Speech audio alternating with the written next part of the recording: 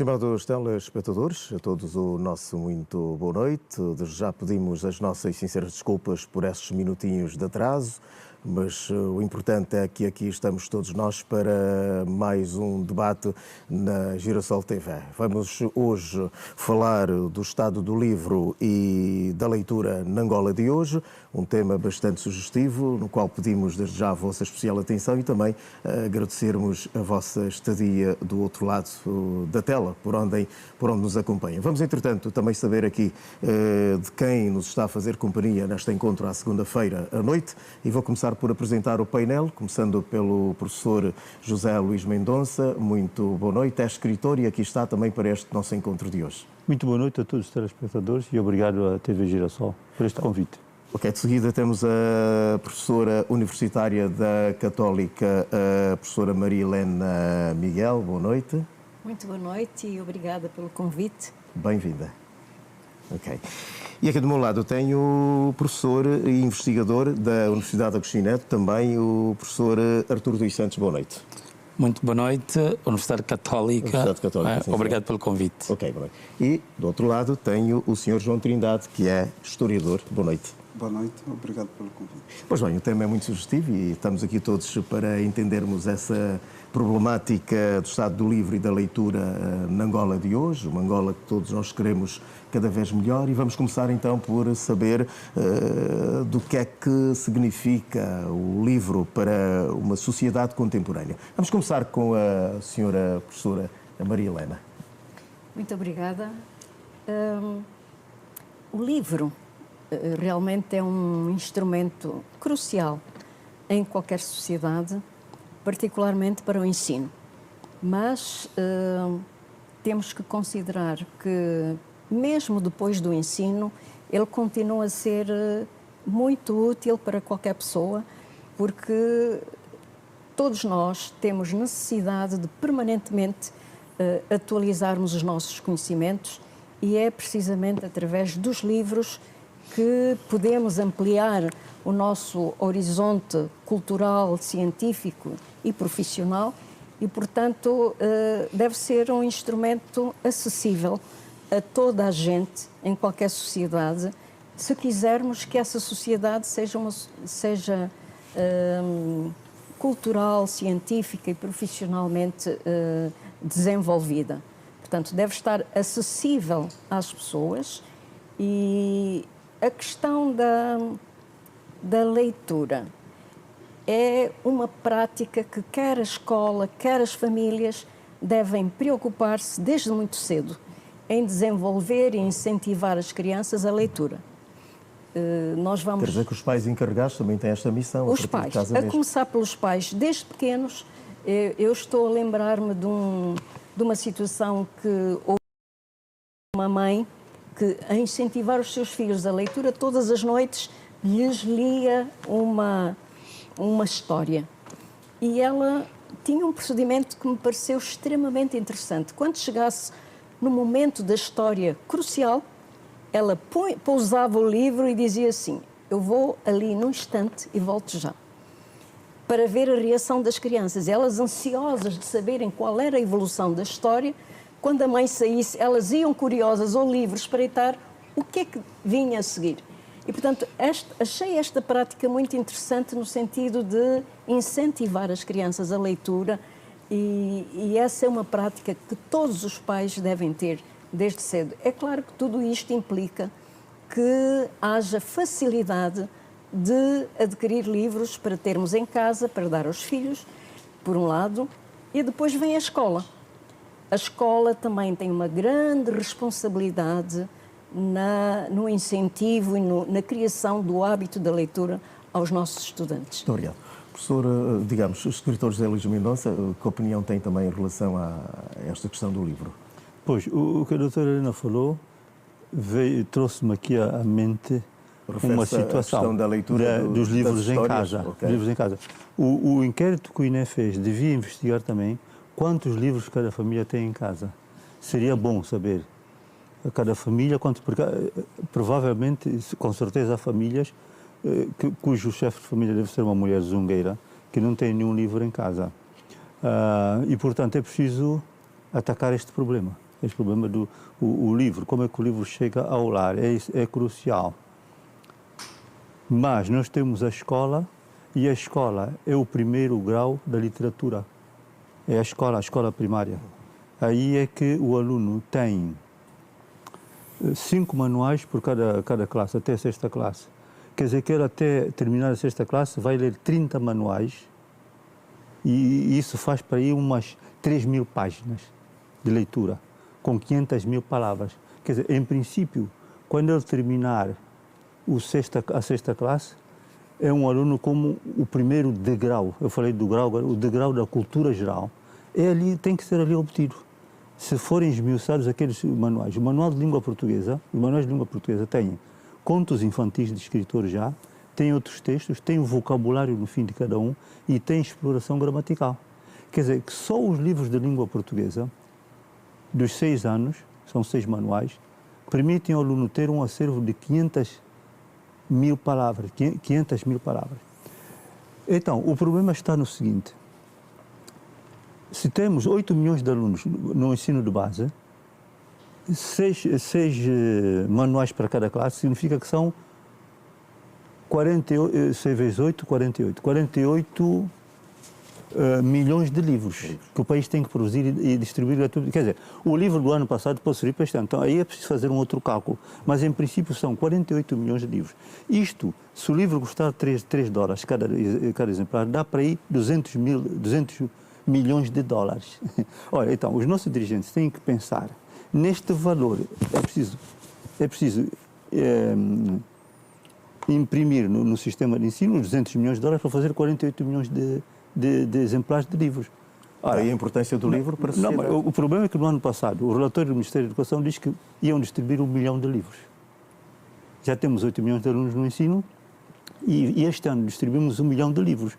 Ora, portanto, há uma disparidade muito grande. O aluno chega à 6ª classe e não sabe ler nem escrever, porque ele não está em contato com o livro. E a escola é o primeiro degrau, o primeiro grau da literatura, é o primeiro degrau da cultura geral. Portanto, temos esta disparidade. Então, a situação do livro na era atual, estamos no 3º milénio. Portanto, é um milénio muito prodigioso. Temos sondas que já vão a Marte, temos a eletrónica, o digital. Mas a Suécia, que é um país muito mais evoluído que nós, já saltou do digital outra vez para o livro físico, porque viu que estava-se a criar analfabetos funcionais com o digital. Quer dizer, e nós não podemos pensar que os nossos alunos vão estudar no computador, porque o computador nem todo mundo tem. Então temos que investir no livro físico, distribuir os livros para as escolas e temos que pensar nesses termos. O livro é essencial. Ok, vamos ouvir também o historiador, o João Trindade. O que é que tem a nos dizer a propósito desta presença do livro numa sociedade? Por uma questão de defeito de formação, eu tenho a tendência sempre de fazer uma abordagem histórica de todo qualquer tema. E sendo assim, eu diria que o livro é parte do desenvolvimento de toda e qualquer sociedade. Está presente em todos os períodos da evolução econômica, social, cultural de uma sociedade. Então, é um elemento indissociável ao desenvolvimento de uma sociedade. Eu, particularmente, sou fruto da educação que tive num período completamente diferente do atual, porque não me lembro de alguma vez ter recebido, digamos, brinquedos, aqueles brinquedos que todo pai desejava, ou toda criança desejava dar. Mas o meu pai sempre preocupou-se em comprar livros e jornais. Aos 10 anos, felizmente, já lia o jornal. Numa época em que jornais como Passa a Publicidade, o jornal A Bola ainda não circulava tal como circula atualmente, meu pai conseguia, através de várias fontes, e eu tinha acesso à leitura desses jornais, de maneiras que eu conseguia ter acesso à informação e conhecimento sobre outras realidades, conforme a professora bem disse, que o livro amplia o nosso horizonte cultural e também contribui para o nosso desenvolvimento humano. Então, quando estamos a falar de desenvolvimento humano, desenvolvimento integral, não podemos colocar de parte esta realidade. Eu falo da época em que eu nasci, cresci, nos anos 80, em que o mundo já registrava um certo desenvolvimento, quer dizer, já estava bastante desenvolvido, mas não como agora, eram os e-mails, mas era uma coisa muito restrita. Se tivermos de recuar um pouco mais para a época em que José Luís Mendonça e a professora nasceram, provavelmente ainda não existia, quer dizer que nesses períodos o livro era a principal fonte de informação e de conhecimento. Atualmente, conforme bem disse o professor José Luís Mendonça, o livro sofre uma forte concorrência de outras fontes de informação, ou seja, esses novos recursos tecnológicos que também nos permitem ter acesso à informação, acabam por fazer com que o livro esteja já não tenha aquela posição hegemônica, digamos assim, que tinha atualmente. O surgimento desses recursos tecnológicos veio contribuir para uma espécie de dispersão da atenção. Ou seja, a pessoa tem preferência mais por recursos tecnológicos, novas fontes de informação, que muitas vezes não trazem a informação mais útil, aquela informação que de facto seria a mais valiosa para dentro do processo de formação.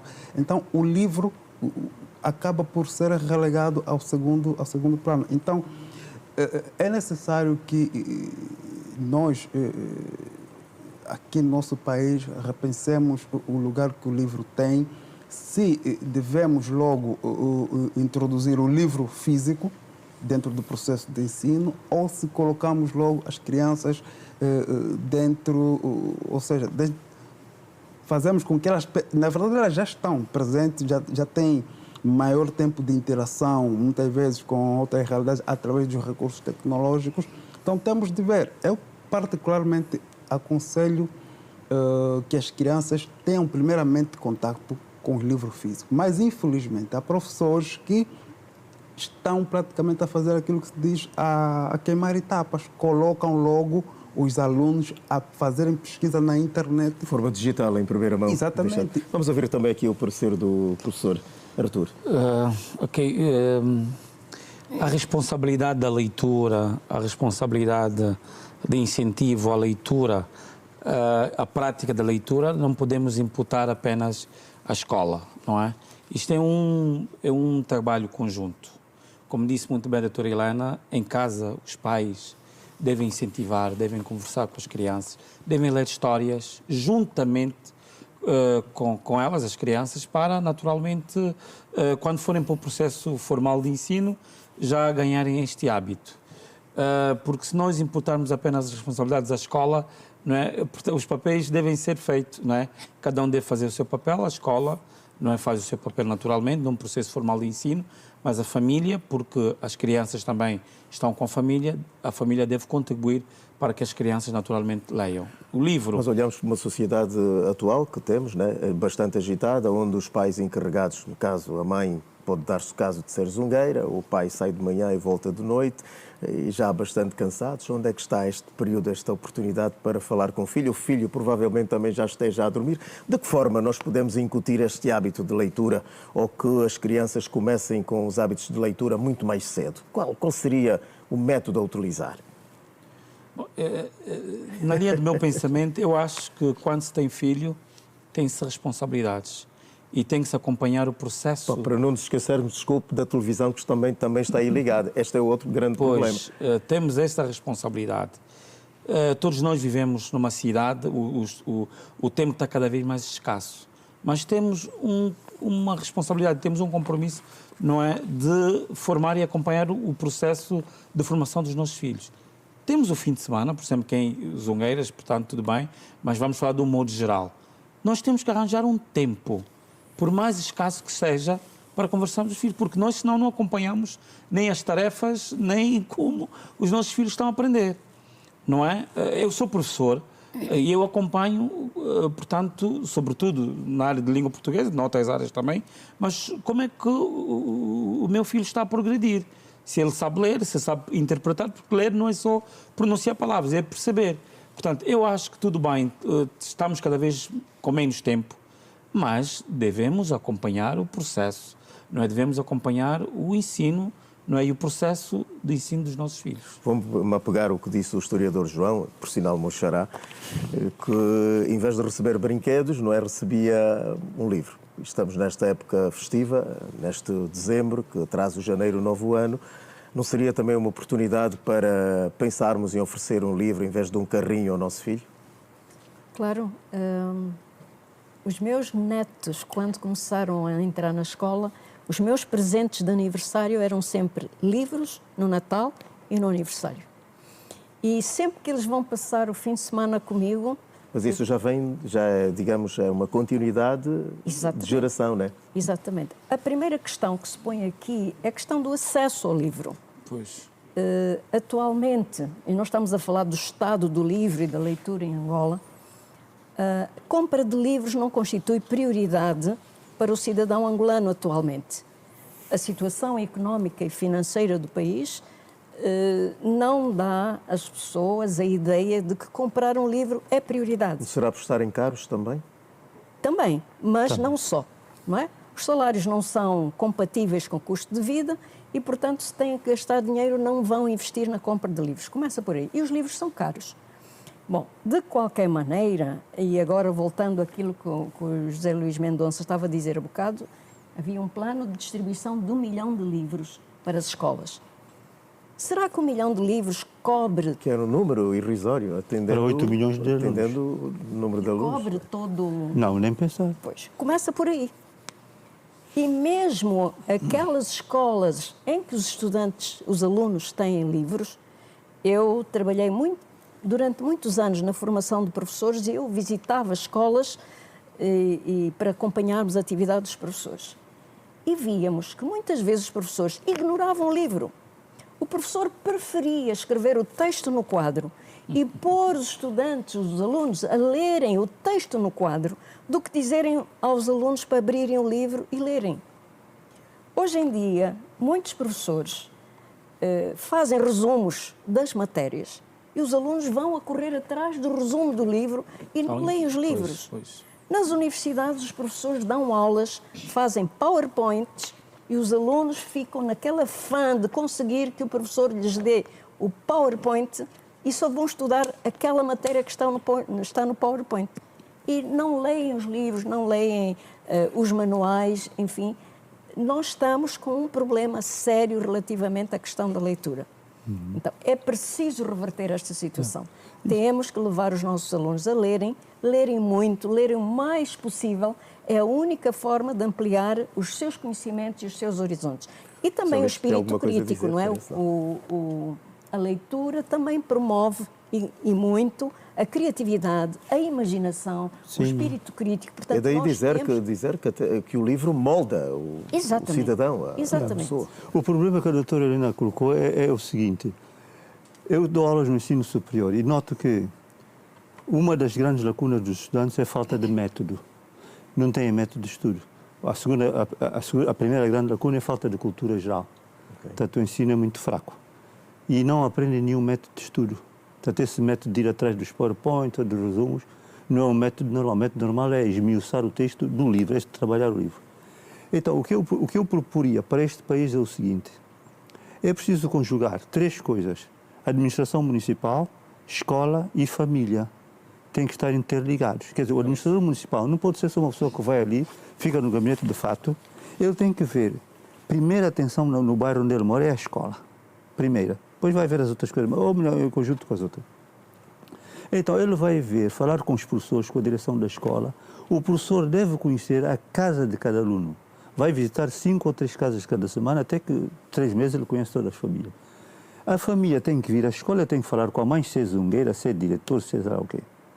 O professor tem que conhecer a família de cada aluno, a família tem que ir para a escola ver e tem que haver aquela interação. E a administração municipal tem que ver as condições para os alunos que têm casas de chapas, por exemplo, que não têm condições de estudo, criar um jango municipal onde os alunos vão estudar ali em círculo com um aluno mais velho que vai rever as matérias. O tal método de estudo, que é esmiuçar o texto, resumir, tirar as palavras-chave. Talvez criarem equipas para fazer esse acompanhamento. Tem que haver o município tem que ser revolucionário. Dentro, no quadro do ensino, é o ensino que vai congregar, vai fazer unir a administração, a família e a escola. Mas ali o grande problema está, a questão colocada aqui pela professora Maria Helena, é onde é que estão estes livros? O acesso. Não, pronto, então agora é aquilo que já falamos. Não há livros, não se produz livros, não se produz 48 milhões de livros para 8 milhões de alunos no ensino básico, não se produz. Mas também uma questão importante, quando estamos a falar no livro,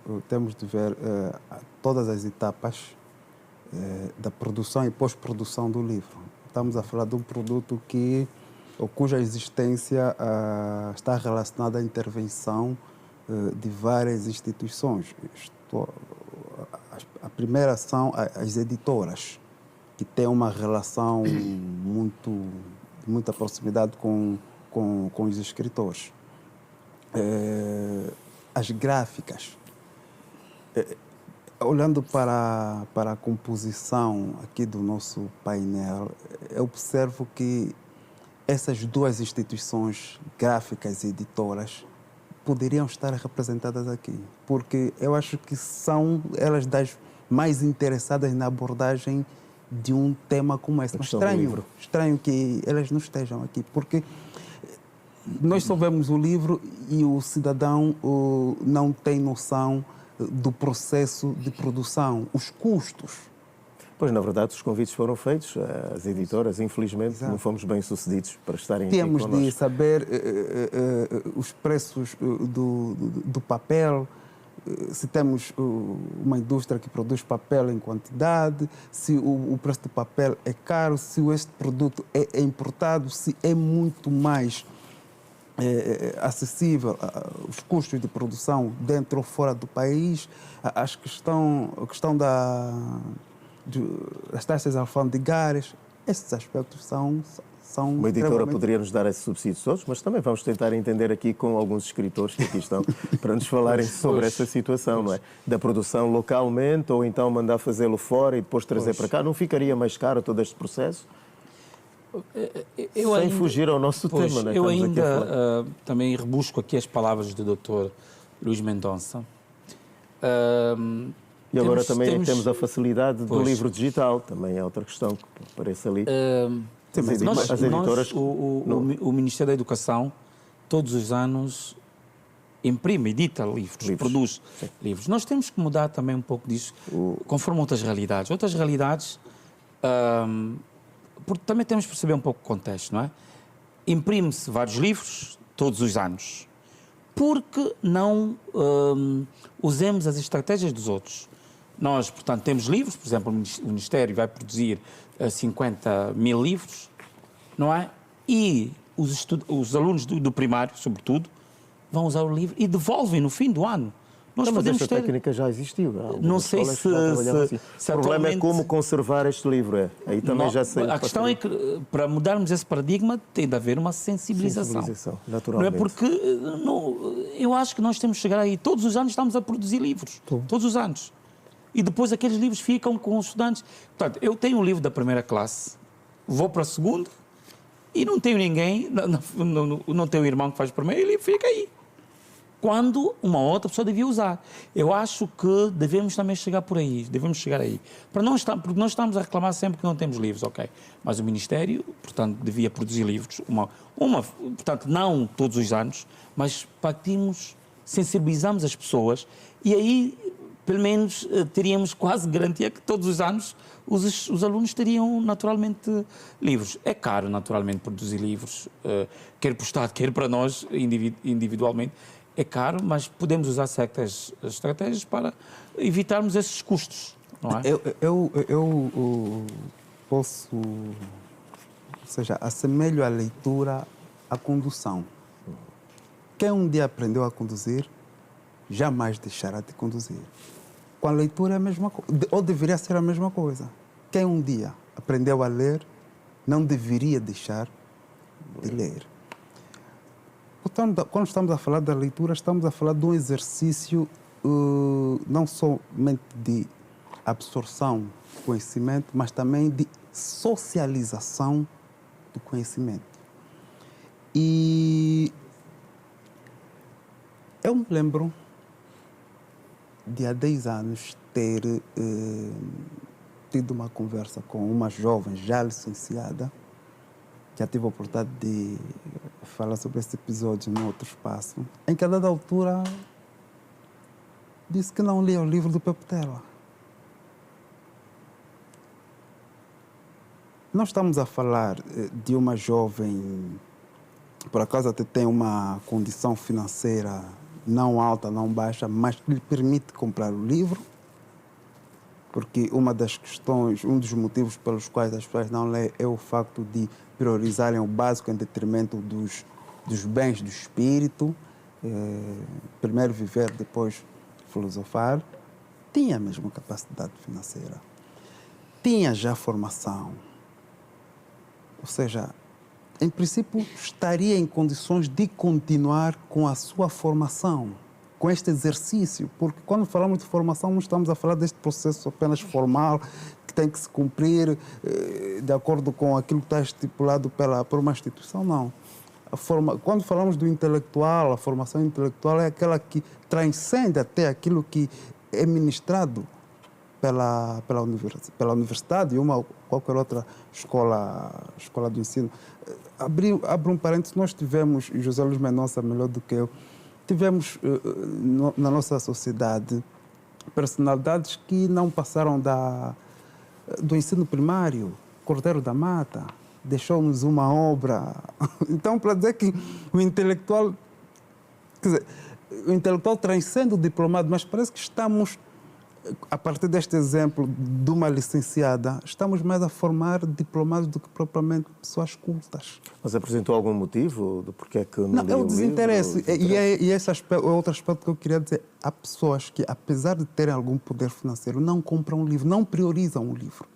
No entanto, sobrevalorizam os novos recursos tecnológicos, os iPads, os telefones mais caros. É uma questão de hábito. Mas surgiu, É uma questão de hábito. Nós voltávamos ao que disse a professora Marilena, que talvez, a partir da base das famílias, não é, incutirem já o hábito de leitura. Eu conheço uma escola que, quando começa o ano letivo, avisa os alunos: vocês têm que estimar os livros. No fim do ano, todo mundo tem que trazer os livros, e a escola recolhe os livros e no ano seguinte reutiliza. Eu lembro-me quando estudava, principalmente no ensino primário, sempre que nós recebêssemos livros, tínhamos o cuidado de encapar os livros. Pois. Eu não sei se algum de vocês passou por esse Passei, processo. passamos. Forrar os Não é? livros, é. Encapávamos os e tal, livros. para proteger. Chegávamos ao fim do ano, o livro, pelo menos a capa, estava praticamente nova. Pois. E, portanto, nós podemos sensibilizar os alunos da importância que é de conservar os livros. Sim, senhor, nós vamos ler, vamos utilizar os livros e há um desgaste natural do livro, mas tem que haver cuidado no sentido de chegarmos ao fim do ano, aquele livro pode ser entregue a outra pessoa para que no próximo ano ele use. Não percebo porque é que todos os anos tem que se fazer Livros. reedição de reedição de livros. livros. Eu não percebo. Tem que se Porque fazer, mas não nessa normalmente quantidade, um um bocadinho. livro, qualquer livro tem validade de 5 anos no mínimo. Portanto, a ciência evolui, Sim, sim. mas em 5 anos as coisas não mudam assim tanto. Sim. E, portanto, a política editorial do Ministério da Educação deve ser numa perspectiva de ver, em termos de densidade populacional, quantos estudantes é que nós teremos em cada ano e fazer a produção de livros em função disso. E gerir essa produção de livros. Penso que não seria tão necessário nós gastarmos tanto dinheiro na edição de livros. Os hábitos, a questão dos hábitos de leitura, será por ausência, entre aspas, de bibliotecas, livrarias, para aí adiante? É uma série de porque há circunstâncias. municípios que não se notam na existência de uma biblioteca, um local onde o aluno pode ir para lá, ou qualquer pessoa que seja, e pegar um livro e fazer uma leitura. Isso também poderá ser uma das razões deste desinteresse, por exemplo, o caso que contou ali o historiador João.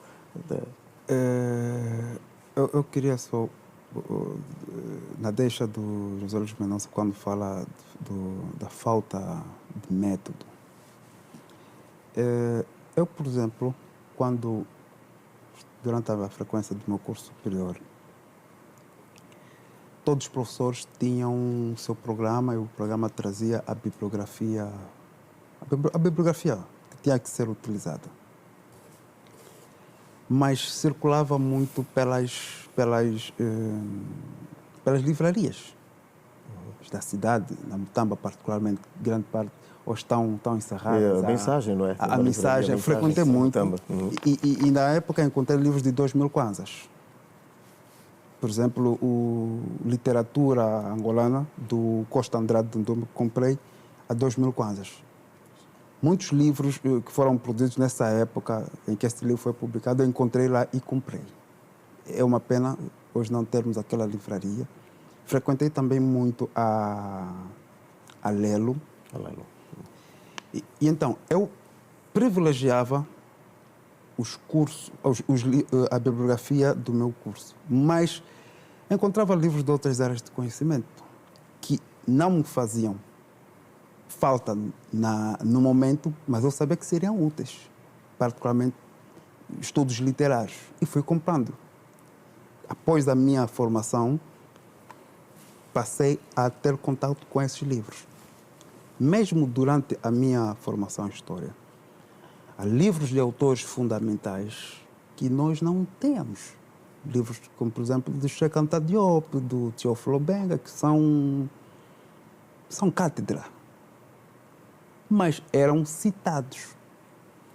Quando terminei o curso, passeando pela internet, encontrei, felizmente, alguns desses livros, como do Cheikh Anta Diop, disponíveis já no espaço cibernético e traduzidos em português, felizmente. Isto para dizer que o aluno deve saber o que quer. Quando está-se a falar de método, porque deve saber o que quer, porque se não souber o que quer, navegando pela internet, que também nos possibilita ter acesso a uma imensidão de livros, se o aluno não souber o que quer, ele vai se perder. Na área de língua portuguesa, ele tem de estar atualizado com a matéria que a professora dá, a bibliografia, mas nos períodos de férias, ele tem de ter contato com os estudos mais recentes, feitos dentro e fora do país. Eu, quando estava a referir ao método, o único método de ensino, segundo um grande escritor de ficção científica, é o Isaac Asimov, ele diz que o único método de ensino é o autodidatismo. Ser autodidato. Nós temos que ensinar as crianças de pequenos, e os estudantes também adultos, a serem autodidatas. Foi por isso que aquele escritor que só tinha a 4ª classe chegou um dos escritores fundadores da literatura angolana. Tanto, o Antônio da Assis Júnior? Sim. Então, há um historiador português que acho que já faleceu, António José Saraiva, que escreveu um opúsculo intitulado Escola, o problema central da nação. E eu tenho para mim que esse slogan é válido para todos os países do mundo. A escola é o problema central da nação. E, portanto, nós temos para aí 10 ou 12 milhões de estudantes, desde o ensino de base até o ensino superior. Mais os intelectuais, os professores e etc., nós devemos ter em Angola perto de 14 milhões de potenciais leitores. São as pessoas que leem. Os outros 30 milhões, os outros 26 milhões são pessoas ocupadas, uns são roboteiros, outros são motoristas, não têm tempo para ler, não vão ler. Desses 12 a 14 milhões de potenciais leitores, só vão ser viciados na leitura mesmo, talvez 100 mil pessoas. E isso já é muito. Nós em Angola não temos 1000 leitores viciados. Por quê? Porque quando um editor recebe o meu livro e diz, mas não, se eu vou-te publicar este livro de poesia, 400 exemplares, não posso fazer mais porque não vou vender. Significa que, na mente dele, ele já sabe que em Angola não há 400 leitores. Não vai vender o livro fica aí no armazém 2, 3 anos, os 400 exemplares. Então, é preciso que o Estado trabalhe com números, cálculos e veja a projeção das coisas. E depois, nós temos um país com 21 províncias agora, né? Um país com milhões de quilómetros quadrados. O livro fica particularmente em Luanda. Quando se produz um livro, ele fica em Luanda, não vai para as províncias. Então nós temos que pensar o país no seu todo. Porquê é que não vai? Porquê é que não vai para outros pontos? Porque o circuito do livro começa pela fabricação mental, depois a produção técnica, Depois temos a distribuição e a comercialização e o marketing e a publicidade. Sabe? Pois, mas aí onde é que está o problema? O problema está no seguinte, não temos um mecanismo de distribuição a nível do país. Havia uma empresa distribuidora livreira do Partido Único, que era a Edil, se não estou em erro, que distribuía revistas, livros e jornais por todo o país. Aquilo depois da economia de mercado, não sei porque é que se fechou a empresa era do Estado, se não estou em erro, era do Estado, e não se criou mais empresas privadas. Mas aí também não seria de iniciativa do próprio escritor querer levar o seu livro para outros pontos? Não, em qualquer parte do mundo há empresas distribuidoras, não é? Fala em marketing, fala... E depois é preciso a publicidade que tem que ser feita pela editora. Arthur, como escritor, tens editora, aí um livro não é? consigo mesmo? Como é que fica isso? Fez a edição do autor, o Arthur? Não percebi? A edição do autor, o livro. Não, este é um livro que veio fruto de uma pesquisa que eu fiz quando fiz o meu mestrado, não é? Mas eu ia pegar aqui o que estava a dizer o doutor... Vai ficar também só por Luanda, não? Por enquanto. Por enquanto, porque... Temos de ver também onde é que está, qual é o papel dos escritores, pois. Pois, por enquanto. Mas eu estava aqui a ver, nós também temos as editoras, por exemplo. Eles sabem porque é que tiram um livro. Tudo bem, nós temos agora, são 21 províncias agora, não é? Mas há também províncias que nós podemos... Quer dizer, o normal seriam com todas as províncias, não é? Mas há províncias também que... não são iguais a Luanda, mas que se assemelham um pouco e que também tenham interesse. Bom, não existindo uma empresa que na época que distribuía, mas as editoras eu acho que podem também fazer esse papel, juntamente com o escritor. Eu acho que algumas editoras com os seus escritores fazem um pequeno périplo por algumas províncias para levar o seu conhecimento. Aí onde está também a responsabilidade do próprio escritor e não depender só da... Não, exatamente, mas a editora também pode fazer isto. Naturalmente. Porque nós podemos andar de carro quase por todo o país. Sim, não é? Ele pode ir para Macon, por exemplo. Sim, mas então, a porquê é que não chegam até essas províncias? Esta é a grande pergunta que aqui está. O papel do autor depende muito do tipo de contrato que ele celebra com a editora. A editora, no caso. Se o livro for do autor, ou seja... Edição do autor. Exatamente. Se a edição for do autor, quer dizer que o autor assume toda a responsabilidade relacionada à comercialização. Sim. Ok. Agora, o que não é o que acontece na maioria das vezes. Só a edição é do autor porque é o autor quem tem capital financeiro. E a maioria dos autores não tem capital. O capital que o autor geralmente tem é o know-how, esse capital simbólico. Desculpa, Sr. Treinador. Geralmente o escritor angolano é pobre. Exato. Então quando ele resumir que o problema é o dinheiro, é o capital dos...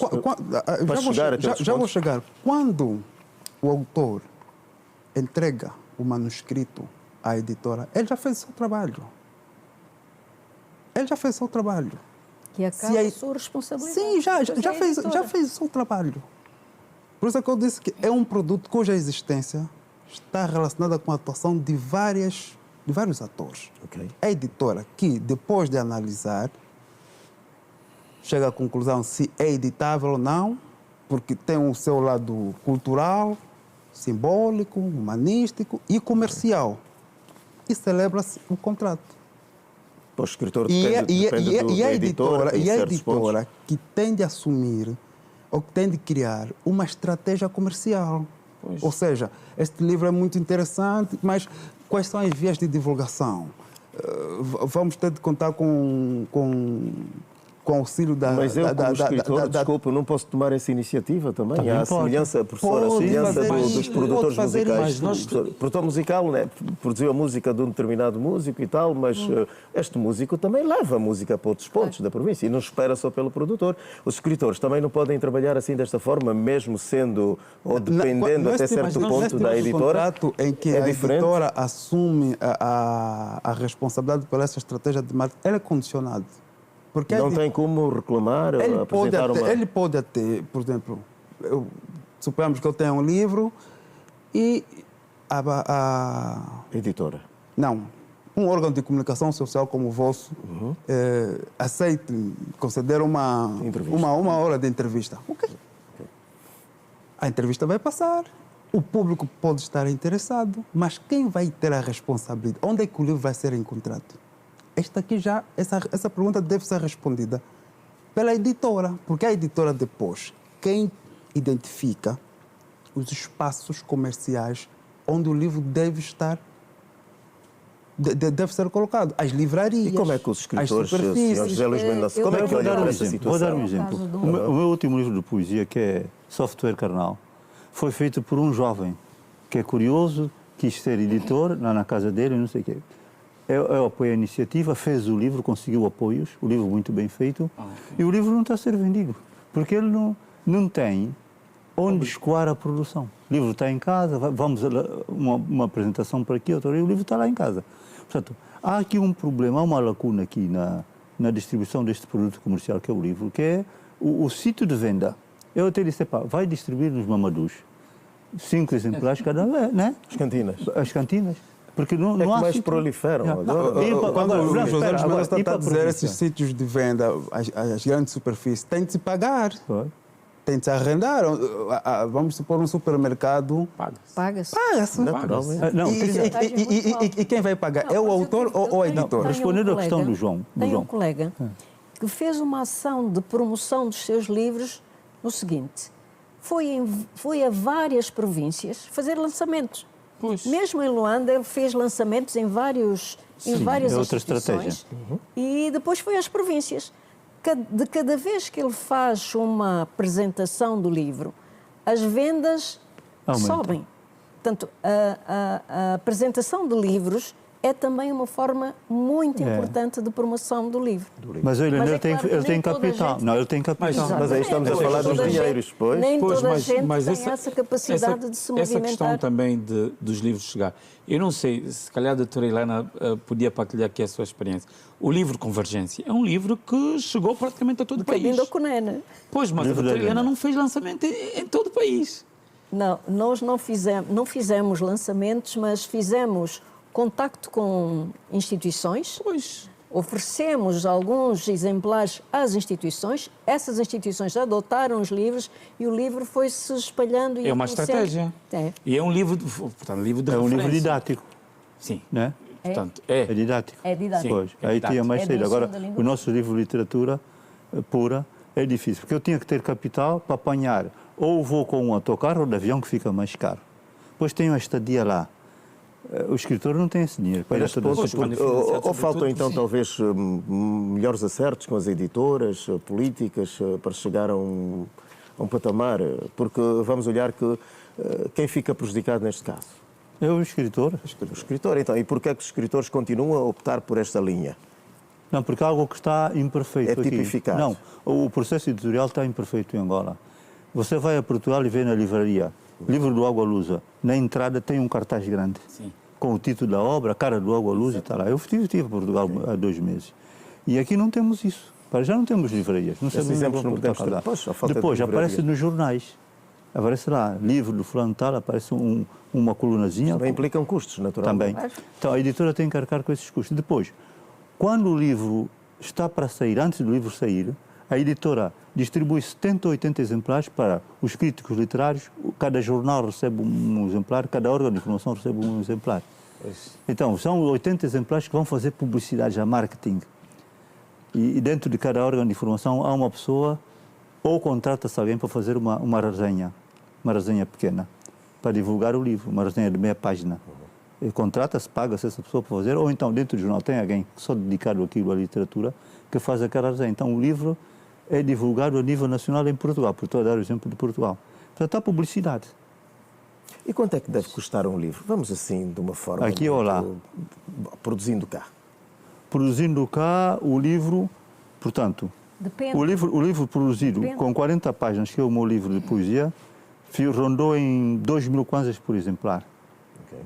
E eu disse, como as pessoas não têm dinheiro, vamos vender a 3.000. Falei com o editor, vendemos o livro a 3.000, que é um livro mais barato que apareceu aqui agora de um escritor já consagrado como eu. Porque as pessoas querem vender a 7.000. Eu disse, ninguém vai comprar o livro. 7.000 ninguém tem. E mesmo o problema assim, que podemos encontrar também, seu historiador, não é? agora um livro de 200 páginas vai mais, o custar na escritor gráfica gasta mais, talvez uns 5 mil kwanzas cada exemplar, para aí, na gráfica. 5 ou 6 mil kwanzas. Então eles querem vender o dobro do preço. Não podem. Não pode. Tem que tirar um lucro de 2 mil kwanzas. Se o livro custou 6 na gráfica, você vai vender a 8 mil. Como querem tirar o dobro, ninguém compra o livro. Claro. Quem vai comprar um livro de 12 mil? Então, e o valor da venda também pode ser uma das grandes questões da pouca adesão aos livros. Sim, sim. Vamos notar aqui no nosso país. Sim. Não, mas também já na fase da pós-produção há outros atores que entram em cena dentro do chamado campo literário para tornar receptivo este produto, que são, um deles é a imprensa, que tem por objetivo, através dos críticos literários ou ensaístas, despertar o gosto e o interesse, o gosto pela leitura e o interesse. Então, é extremamente importante. E aqui no nosso país, infelizmente, jornais culturais e revistas culturais, literárias são escassos. É um problema já, é um problema recorrente. O único da especialidade, o Jornal Cultura, de que o Sr. Luís Mendonça foi diretor, circula praticamente aqui em Luanda. Para chegar fora de Luanda, só talvez a edição... Online? Sim, online. O eletrônico. Então, quanto maior for o número de órgãos especializados em matérias culturais, maior probabilidade haverá de o livro ter aceitação junto do público. Então, o jornalismo cultural também tem de, digamos assim, evoluir e ter essa responsabilidade. Mas quando estamos a falar do jornalismo cultural, que não está dissociado dessa questão do livro, temos também de ter em conta a própria sustentabilidade dessas empresas de comunicação social. Nós sabemos que os jornais em Angola têm uma grande dificuldade. Agora, imagine, a maior parte, quase todos os semanários são generalistas. Existem, sim, de jornais de especialidade, mas no campo cultural não existe. Agora, imagine a autossustentação, de que vão viver esses órgãos para pagarem os críticos literários que depois têm de fazer este trabalho. Professora, vamos voltar aqui para os hábitos de leitura. Sabemos que a nossa sociedade, nem toda ela está assim com esta, digamos, esta dinâmica. A professora levantou um ponto muito importante que tem que ver com a questão de começar-se em casa. Aliás, é o ditado que se diz que devemos torcer o pepino pequeno, não é? É isto. As sociedades mais abastadas também não teriam esta responsabilidade? Talvez perguntarmos a elas como é que ficaria esta questão de incutir o hábito da leitura. As classes altas, pelo menos, talvez não fazem essa leitura. Nas sociedades mais avançadas, eu estou a lembrar-me, eu disse há bocado que quando as crianças começam a ler, os pais e a escola devem incentivar a leitura. Mas não, lembrei-me que a minha filha, quando nasceu, a minha primeira filha, ela não tinha um ano, eu já lhe comprava livros e nessas sociedades mais avançadas há livros para crianças de 1 ano. São livros que não são de papel, são livros de pano, não são para ler, têm imagens, mas já é uma prática que começamos a habituar as crianças a manusearem o livro, a prestarem atenção ao livro, os pais, a mãe principalmente, mas os pais, a folhearem com eles os livros, mostrarem as imagens, dizerem o nome das imagens, começa por aí. Desde a mais tenra idade nós podemos incentivar a leitura e se a criança se habituar a manusear um livro, quando chegar aos 5 anos, fica curiosa de saber o que é isto. Pois. Estamos a falar das classes mais altas, as elites. Será que também fazem leituras? Diga. As elites também leem? Sim. Sim.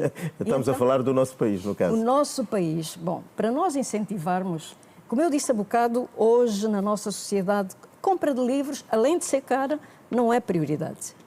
Pronto, começa por aí. Mas não sendo, e sabendo das dificuldades que as pessoas têm em comprarem livros, há iniciativas que quer as escolas, quer as comunidades podem ter no sentido de incentivar a leitura.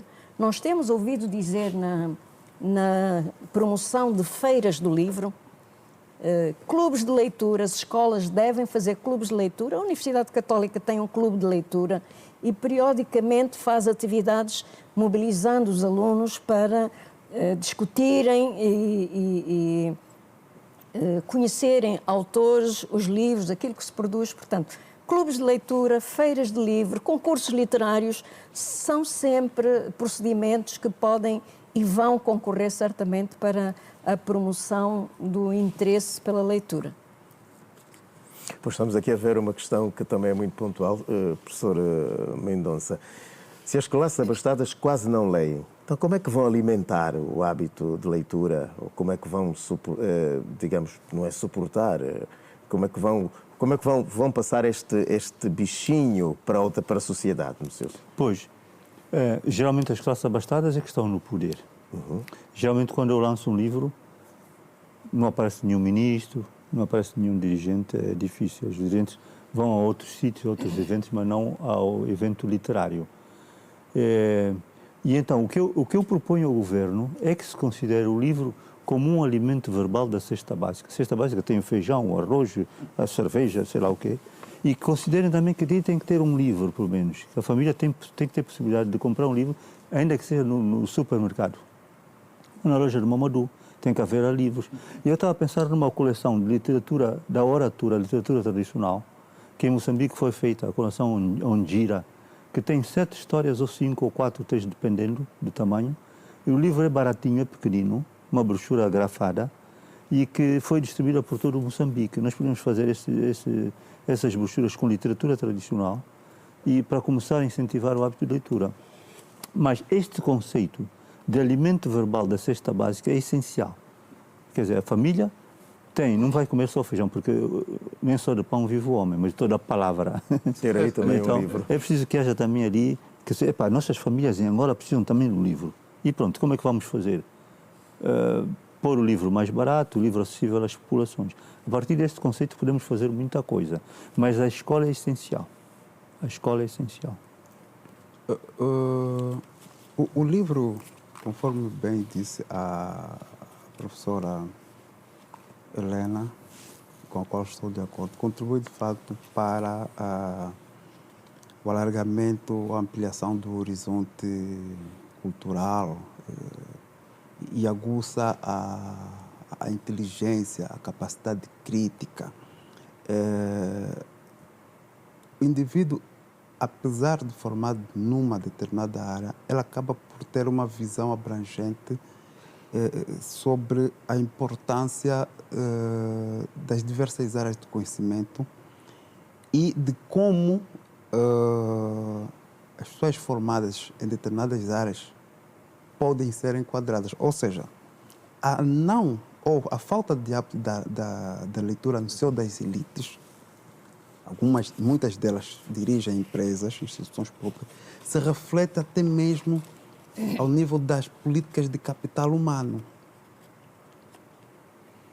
Quando vemos, por exemplo, parece mentira, mas é verdade, quando vemos instituições que rejeitam nos concursos públicos e dentro do seu quadro de funcionários, pessoas formadas em determinadas áreas, como em literatura, história, antropologia, filosofia, cursos que, conforme se diz, não dão dinheiro, isso é consequência da falta de leitura.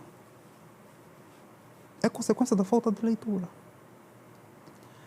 Porque são estas mesmas instituições, e aqui estamos a falar de outros atores que entram em cena, os mecenas, são as tais instituições. Levanta a seguinte questão: qual é o perfil do profissional de determinada empresa que avalia, por exemplo, o pedido de patrocínio apresentado por uma editora? Qual é o perfil? Muitas vezes esses aspectos não são tidos em consideração. As editoras do nosso país, mais do que nunca, estão descapitalizadas e vivem, ou seja, os seus projetos são realizáveis em função do patrocínio que recebem desta ou daquela instituição. Aliás, a presença de uma entidade no lançamento de um determinado livro também poderia servir de um incentivo, não é? Para que a sociedade mais baixa aderisse a este, digamos, este hábito. Servir de exemplo, porque há um escritor brasileiro, Monteiro Lobato, que tem uma frase muito especial. Ele diz o seguinte: um país, o Brasil, o pronome vem antes do verbo, um país se faz com homens e com livros. Um país se faz com homens e com livros. Quer dizer que o livro, segundo este escritor Monteiro Lobato, é mais importante que a gasolina para o desenvolvimento. O livro tem um papel fundamental no desenvolvimento. Vai formar o capital humano. Se hoje em dia a Ucrânia consegue fabricar drones já lá dentro e outra matéria, porque formou gente, tem a gente formada. Aquele era a ex-União Soviética, tem gente. O maior avião do mundo estava lá, na Ucrânia, já foi destruído na guerra. Portanto, se nós não formarmos pessoas em Angola com grande capacidade para criar coisas, então não teremos o futuro. E essa capacidade vem do livro. Temos que ensinar as crianças de pequena a pegar no livro, e é uma coisa que eu ensino aos meus alunos. Ele tem que ter sempre uma bolsa onde vai ter a esferográfica, o lápis, a borracha. Mas, professor, então você, até morrer, você vai precisar desse material. Você vai trabalhar numa empresa, vai ter que ter uma bolsinha. E isso não se escreve nos fascículos nem nos livros com esferográfica, é com lápis. É uma coisa que eu aprendi na escola primária. O livro tem que ser sublinhado com lápis para depois apagar, para servir para outra pessoa. Se você escreve com esferográfica, vai dar cabo a ter com o livro, não é? Yeah. Então, os estudantes não sabem isto, não sabem essas particularidades próprias de manusear o livro. É com lápis. Tens de ter uma borracha e um afiar-lápis. O estudante não sabe, Escritor Mendonça, será que os professores também passam essa mensagem? Não, os professores não sabem. Os professores também não sabem. A maior parte dos professores. Então, eu fui praticamente o homem que dirigiu o Plano Nacional de Leitura, que entregou ao Ministério da Cultura e outro cópia ao Ministério da Educação. E lá eu pus que o objetivo principal do plano de leitura é o professor, não é o estudante, não é o aluno. O professor é que tem que ler aquele acervo todo, da primeira classe, segunda classe, terceira classe. E depois, ele vai transmitir, ou não vai dizer aluno. Eu estive a ler o livro do Pepe Tela, O Desejo de que Anda, contexto, vocês vão comprar, se for à frente. Se o professor não lê, como é que ele vai dar pistas ao aluno? Esse é o grande problema que temos. Se ele não tem o hábito de leitura, como é que vai passar? Então, o professor, na sua formação no magistério primário, tem que ter leituras regulares, pelo menos um livro por semana, ou de 15 em 15 dias. Quando ele acabar o curso, são 4 anos, ele leu uma porrada de livros, 80 ou 100 livros. E a pergunta seria agora quem vai também obrigar o professor a fazer a leitura? Não, no magistério primário, na formação, ele tem que ter aqueles livros para ler. O currículo tem que incluir a leitura dos livros. De outra forma, não é possível. Professora Marilena, numa sociedade, não digo só a nossa, mas vamos imaginar, onde há variedíssimos problemas, é o que o mundo enfrenta praticamente hoje. Estamos a falar da corrupção, estamos a falar do estado da juventude, que em algumas não é muito boa pelos seus comportamentos sociais. Será que esses problemas, todas essas questões, deve-se ao problema da falta de leitura? As redes sociais hoje em dia são um grande concorrente às práticas de leitura. São mais acessíveis, são mais fáceis, são mais atraentes muitas vezes e se a escola, se a comunidade, se a família não tiver um tato para levar os filhos, os alunos a darem atenção ao livro, dificilmente eles se preocupam com os livros. Estou a lembrar-me, e com certeza todos nós ouvimos falar, que nos últimos anos, com o desenvolvimento de tecnologia, muitos países optaram pela educação digital e utilizam meios digitais na educação. Mas este ano ouvimos dizer que alguns países estão a recuar. Pois. Porque, de repente, reconhecem que a educação digital ou está a trazer alguns prejuízos em algumas áreas. Por exemplo, a nível da compreensão e da leitura, a educação digital não dá aquelas competências que os livros davam. Então, por exemplo, a Suécia está a recuar nesse processo. Está a voltar a utilizar os livros físicos, mas para isso estão a preparar os professores. Quer dizer, o professor tem que estar preparado para usar os materiais físicos, para usar os livros. Ele tem que saber como é que vai levar o aluno a utilizar os livros para aprender. Se não houver esta prática, o aluno vai preferir os meios digitais, que são mais fáceis, mais atraentes, embora também tenham outros senãos, que é, em termos de saúde, estar a olhar para a tela com muita frequência. O ecrã pode dar cabo das vistas. E distrai. Porque o aluno está com um tablet, um computador, a estudar uma matéria, mas de vez em quando é atraído para outros programas, outros portais, e sai daquilo que lhe interessa e vai para... Tem esta componente da distração. Mas realmente estamos a voltar aos livros. Estes países, Suécia, Japão, enfim, estão a reconhecer que o livro físico é fundamental. Existem duas correntes de pensamento sobre o formato que vai prevalecer, o formato do livro. Há uma corrente de pensamento que diz que tem a ver com a digitalização, no fundo, que é a desmaterialização. Ou seja, estamos nessa era em que os suportes físicos estão a desaparecer, então acredita-se que daqui a 50 ou 100 anos só existirá o livro digital. E este processo, ao ouvir a professora, levou-me a pensar que os especialistas em pedagogia pensavam que somente com os livros digitais deve ser conduzido o processo de ensino. Mas recuaram porque notaram que provavelmente há necessidade também, se calhar ainda, de trabalhar muito mais ainda este processo de ensino. Porque uma coisa é aquilo que é novo, outra coisa é uma prática que já está consolidada há séculos, que é no caso do livro digital. Não, há uma outra corrente de pensamento que dá conta de que haverá essa coabitação entre o digital e o físico. Eu disse que a internet é um espaço que nos permite ter acesso ao livro.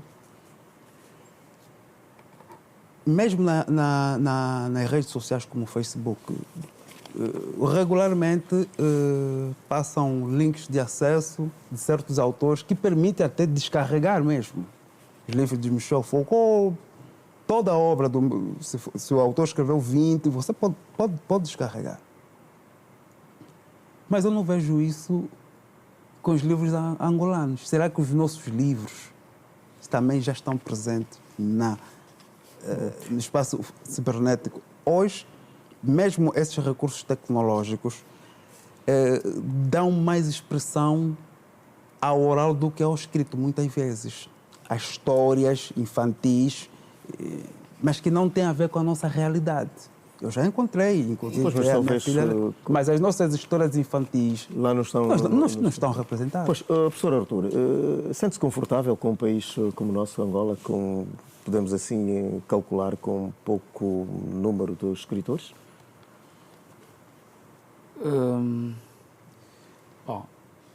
Não, portanto, não é uma questão de se sentir confortável ou não. Nós temos de saber o nosso contexto, no contexto de produção, e o professor Mendonça falou da realidade de Portugal. Não é? Que nós, para termos mais escritores tem de haver valorização dos escritores e valorização do livro e acesso ao livro. Porque há muitas... Porque o livro é a materialização das ideias, tornada em papel, não é? E o professor disse muito bem, para que escrever e ninguém lê? Para quê? Escrever e ninguém lê. E publicar livro está muito caro. Eu vou escrever e ninguém lê, gasto dinheiro, gasto tempo, etc. Talvez publicar, fazer em formato e-book. Mas não é... Portanto, eu acho que não é uma questão de confortável. Eu acho que devemos já transitar numa fase de valorização de quem escreve, de quem idealiza, transforma as suas ideias em papel e tornar, naturalmente, apoios, né? Haver apoios e tornar os livros, portanto, acessíveis. Este reduzido, professor, este reduzido número, podemos assim dizer, de escritores, não será também, até certo ponto, relacionado com os conteúdos que são escritos? Talvez afastem o público leitor?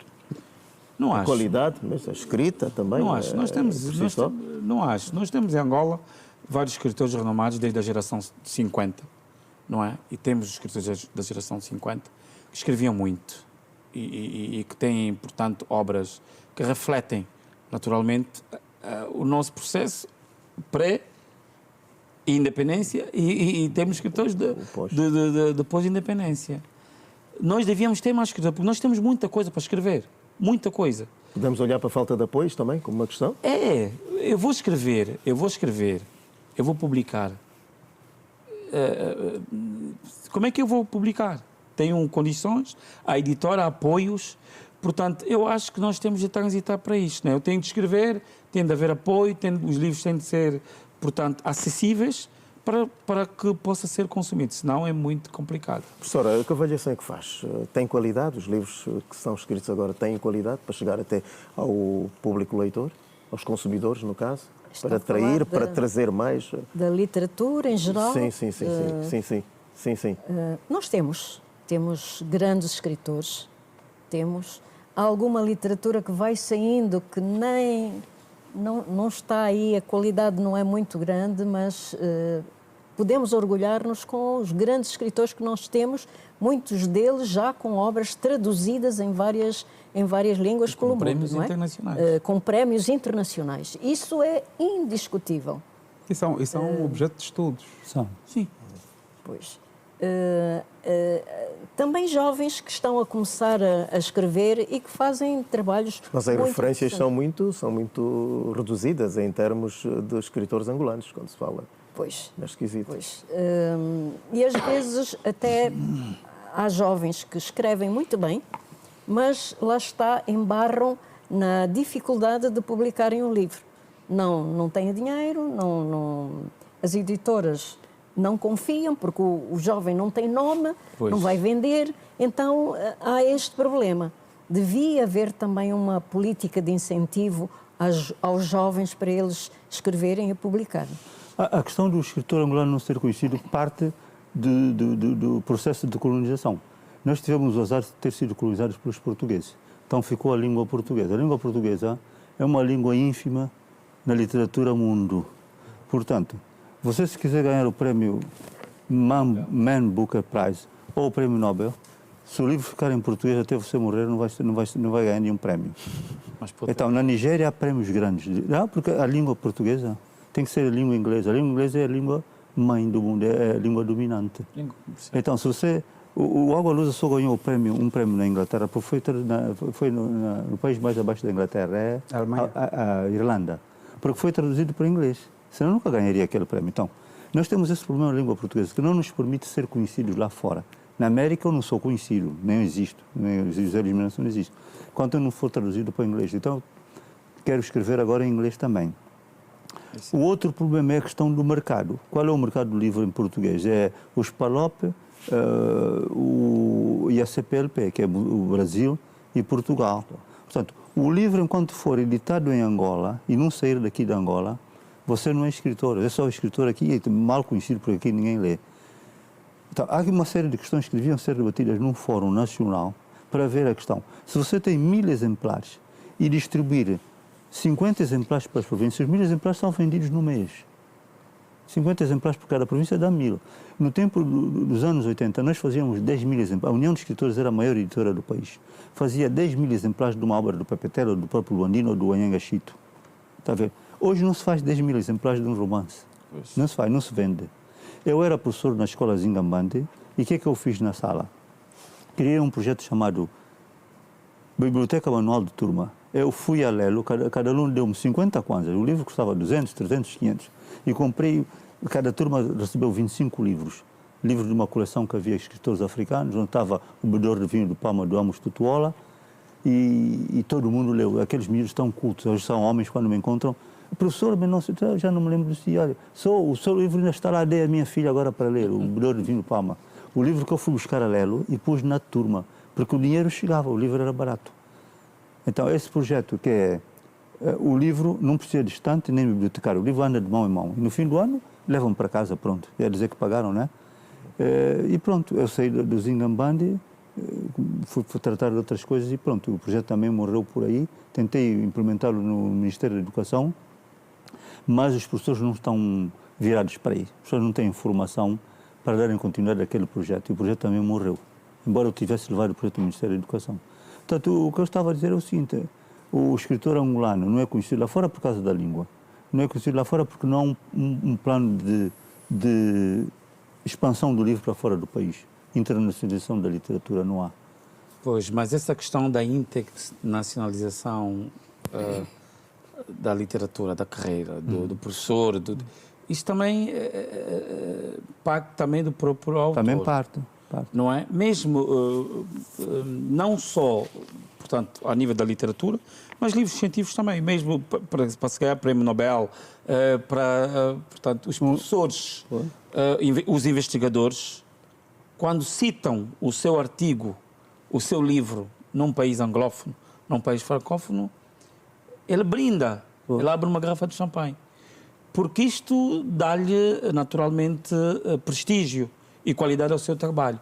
Porque esse processo de internacionalização da sua obra, dos seus estudos, é também uma tarefa do próprio autor. Porque, naturalmente, sou português, não chegamos muito longe. Chegamos a algum lugar, mas não chegamos muito longe. Há necessidade, naturalmente, de se fazer traduções. Para além dessa questão das traduções, também não seria mesmo da responsabilidade do próprio Estado fazer esta diplomacia no que toca à chegada do livro? Apoiar o escritor, não é? Eu acho que aqui é mais um apoio. Eu acho que aqui, na minha opinião, salvo melhor entendimento, portanto, o escritor, o autor, a editora também tem de dizer políticas, porque uma editora traduzir um livro vende.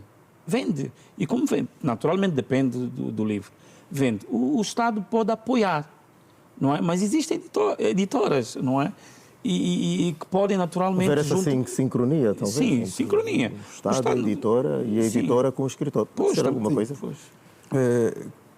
Quando perguntou ou fez a afirmação de que os livros angolanos são pouco referenciados, não sei se estava a se referir-se a algum espaço, são pouco referenciados em Angola ou... No mundo, generalizado. Ok. Yeah. O José Luís Mendonça falou muito bem, eu vou na deixa dele, para dizer que a própria colonização foi um processo de dominação e subalternização cultural. Apesar de, formalmente, ela ter deixado de existir, ela produziu efeitos que perduram no tempo. Um desses efeitos tem a ver com as instâncias de legitimação.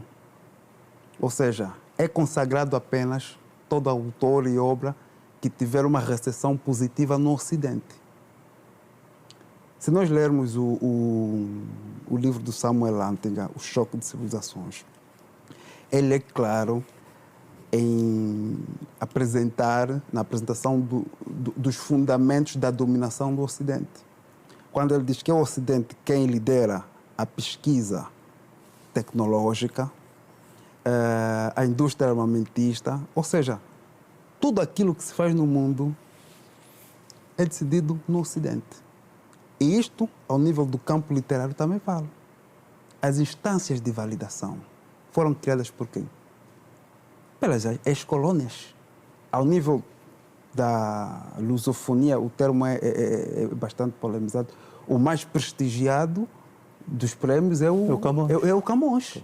Mas, Trindade, não podíamos criar um prémio do Spalop de literatura? Não temos, né? Não, mas agora eu me questiono. Quando se fala também de internacionalização da literatura, será que a internacionalização da literatura significa apenas com a divulgação e recepção da literatura no Ocidente? Não poderia também envolver, primeiramente, os países africanos? Não, Aí já é a questão da literatura. E é a questão dos profissionais formados em ciências humanas, que infelizmente são menosprezados, tais cursos que não dão dinheiro. O José Luís Mendonça, por exemplo, é escritor, mas já esteve na diplomacia cultural. Sim. Daí já estamos praticamente a caminho do final do nosso encontro. Só por uma coisa, nós temos um problema, o mesmo problema que se passa no mundo em relação ao inglês e ao francês. É o mesmo que se passa em África. Por exemplo, a África do Sul é o maior produtor de livros, é a maior editora em África. Rende $1 bilhão por ano. Os Estados Unidos são 16 bilhões. Portanto, o livro dá dinheiro. Depois tens a Nigéria. Então, nós falamos português. A Nigéria não conhece nenhum escritor angolano. Pois, mas a população que os países têm, não é? A população tem... Nós temos que ser traduzidos para o inglês para ser publicado na Nigéria. Se queres concorrer a um prémio na Nigéria... O professor Mendonça, eu perguntaria, já é possível um escritor angolano sobreviver do que faz? Nem pensar. Nem pensar. Não. As editoras pagam 15% da produção. Sim, dos direitos. É nada. Mas o livro não vende também. 15, 20%. As editoras ficam com a parte do leão. A não ser, mesmo os autores consagrados. Em toda a parte do mundo é assim. 15% a 30%. A editora fica com a parte do leão. Só se ganha dinheiro com a edição de livros nos best-sellers. Sim. Se um livro não for vendido aos milhões, o escritor não... Tem que se aumentar a tiragem e tem que se distribuir por todo o país. Esse é o primeiro passo. Pois, mas essa questão da internacionalização não é só no Ocidente. Nós podíamos, porque até em termos de literatura, aliás, o professor pode talvez explicar melhor, em termos de literatura oral, escrita em África, há algumas coisas que são comuns. Sim. Portanto, podíamos... O processo de internacionalização não é só fora da África. Não. Não é? Nós podíamos começar por aqui. Claro, eu acho que nós não devemos voltar, fomos colonizados por portugueses, foi um erro. Não, nós temos que ir para frente. Temos que arranjar estratégias para internacionalizar nossas obras. E esquecermos, porque se fôssemos colonizados pelos ingleses, nós temos que arranjar estratégias. E eu acho que é possível, nós temos muito bons escritores. Mas tu tens que ser traduzido.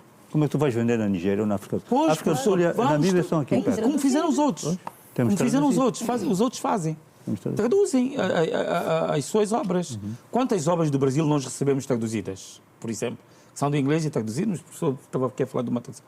É possível, traduzindo, mas o que eu estou aqui a dizer é que encontremos estratégias para internacionalizarmos os nossos trabalhos. Os trabalhos dos nossos escritores e serem reconhecidos não só em África, mas também no Ocidente. Vamos já começar, estamos mesmo assim como a música. Não é como a música. A tradução. Já estamos no fim. Professora Marilena, as últimas considerações à volta do que estivemos aqui a conversar.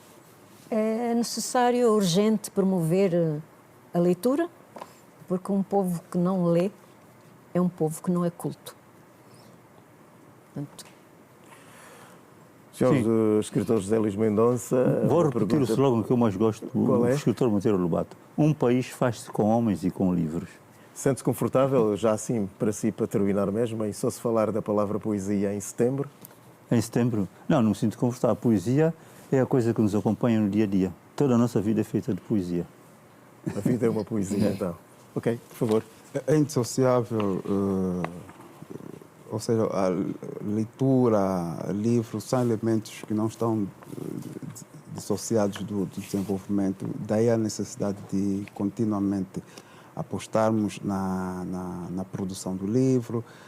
Provavelmente também devemos ter de fortalecer ainda mais o nosso empresariado cultural que atua neste setor, com profissionais que possam dar suporte, desde ao nível de editores, revisores, críticos literários, ao nível da imprensa, para que a nossa literatura, primeiramente, seja conhecida aqui e também fora do país, que seja estudada. A Nigéria, por exemplo, tem um professor que escreveu sobre a obra do Agostinho Neto, o ADDG. Quer dizer que nesses países, embora se fale português, ou seja, inglês e francês, as universidades têm departamentos de língua portuguesa, professora, que de alguma forma os alunos falam português, ou têm de falar português, tal como os nossos estudantes aqui dos cursos de literaturas de língua francesa e inglesa têm de saber falar o inglês para conhecer as obras de William Shakespeare, nas línguas em que essas obras são.